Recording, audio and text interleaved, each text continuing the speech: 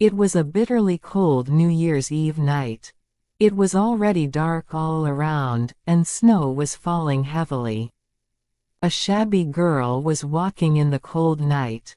She was barefoot, without a hat. And her feet were red, swollen, and blue from the cold. There were many matches in the girl's old apron. She also had a box in her hand. "Do you need matches? Please buy some matches." The girl walked around selling matches all day. But no one bought them, and no one even gave her a copper coin. The girl was hungry, and she walked slowly, shivering from the cold. The windows of every house were brightly lit, and she could smell the roast goose, which made her stomach rumble. "Oh, I'm hungry. That's right, today is New Year's Eve," the girl thought. She was tired, so she sat down on the ground and curled up. The girl didn't have the courage to go home, because they hadn't sold a single box of matches, and if they couldn't bring home even one copper coin, her father would definitely hit her in the cheek. "That's right. Let's warm ourselves up with a match." The little girl took a match out of the box and rubbed it. And it began to glow brightly. It was warm, bright, and glowed in the girl's hand like a small candle. It was a truly mysterious fire. It was as if she was in front of a big iron stove. Yes, she really was. Right in front of her was a warm stove with shiny metal legs and a lid. "It's warm." The little girl stretched her foot out towards the stove to get even warmer, but then the match went out, the stove disappeared in an instant, and all that was left in her hand was the remains of the match. The girl rubbed another match against the wall.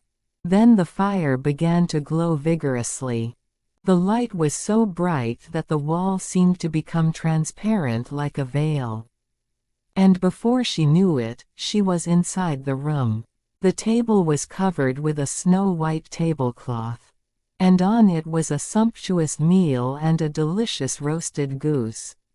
"Wow, it looks delicious." At that moment, the match went out again.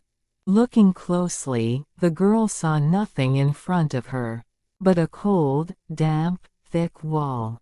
The girl struck another match, and this time, in an instant, she was sitting under a beautiful Christmas tree. The tree was very large and beautifully decorated. It was more beautiful than any of the trees in the rich people's houses that the girl had seen through the glass door. When the girl tried to reach out her hand, the match suddenly went out.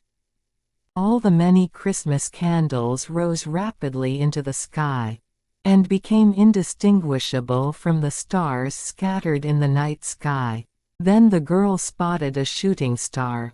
"Someone is going to die," the girl thought, because whenever the little girl's grandmother saw a shooting star, she would say, "When a person dies, a shooting star falls and their life goes to God." But that dear grandmother is no longer here.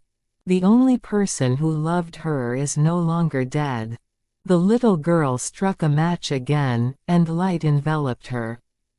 Looking ahead, she saw her grandmother standing in the light, bright and as if she were really there. Just like before, the grandmother was smiling gently and gently. "Grandma," the little girl cried out. "Hey, will you take me with you? When the match burns out, you'll go away somewhere, won't you? You'll disappear like the warm stove, the roast goose, and the big, beautiful Christmas tree." The little girl took out the whole bunch of matches and lit every single one. Otherwise, the grandmother would disappear. The light of the matches became brighter than the midday sun and burned red. When daylight came, the old woman was the same, as always, holding the little girl in her arms like they used to. Then the two of them floated up and rose high into the sky.